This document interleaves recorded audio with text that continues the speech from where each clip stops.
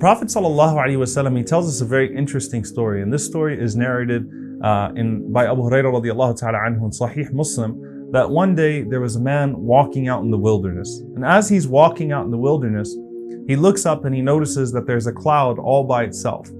And then what makes this even more interesting, he hears a voice coming from that cloud, and the voice is saying, Isqi hadiqata fulan. Go ahead and nourish the garden of so-and-so, irrigate the garden of so-and-so. So he says, I followed this cloud and I saw that it stopped at a certain area, then all of a sudden it started to pour down rain.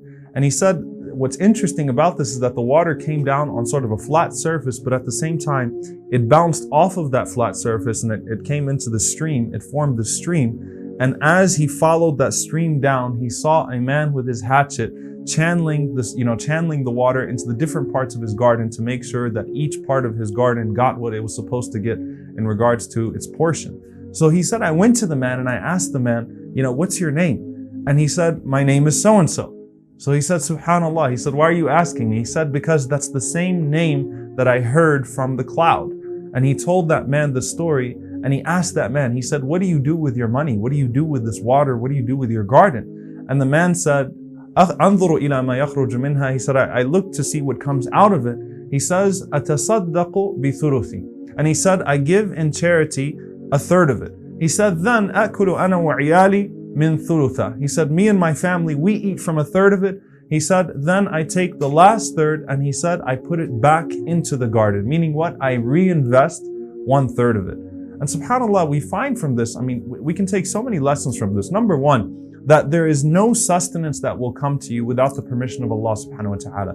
Not a dollar in your bank account or in your piggy bank, even when you're younger. Not a single drop of rain, not a single leaf will fall from a tree. Nothing will come to you except by the permission of Allah subhanahu wa ta'ala. Your rizq, your sustenance is written down, and it will come to you in ways that you don't even know, and it will come to you from avenues that you possibly don't even recognize. But Allah subhanahu wa ta'ala will continue to give rizq to a person, will continue to give sustenance to a person who is doing good. Another thing that we see is that this person, didn't really have much. It wasn't that this man had this huge garden. He wasn't a multimillionaire, because traditionally when we talk about charity, you might be thinking to yourself, I only make a few $100s, and I'm still going to school. I'm not doing much. You might be thinking to yourself, well, how does this really apply to me? Because we think that charity only applies to multimillionaires and people that are, it's just like everyone looks at the doctor and the fundraiser and sees how much the doctor is going to give.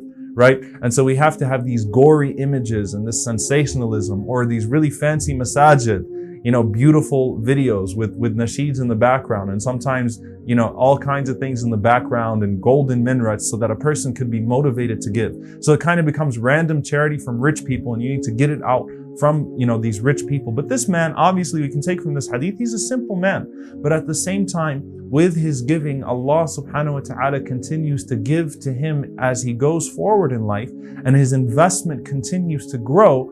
And so Allah subhanahu wa ta'ala blesses him, as he says in the hadith Qudsi, Ya ibn Adam, O son of Adam, give and I will give to you.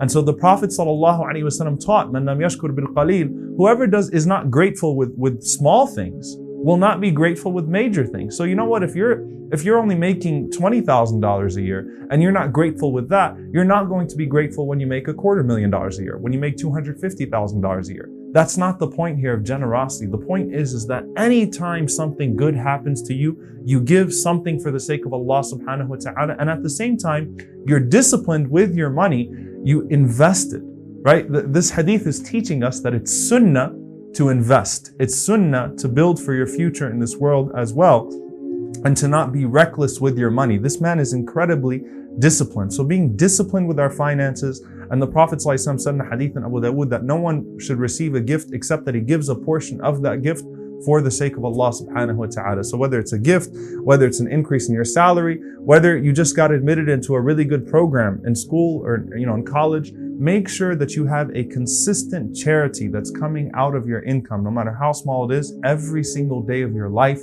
because charity is due upon you every day. And at the same time, when anything good happens to you or any increase comes in your life, make sure you have a set portion to give for the sake of Allah subhanahu wa ta'ala, and that will keep you removed from greed even as you move forward and as you grow into your careers and as you become more successful bi'idhnillahi ta'ala. And we ask Allah to grant us success in this world and the next, and to make us people of generous hearts. Allahumma ameen. Jazakumullahu khairan. Wassalamu alaikum wa rahmatullahi wa barakatuh.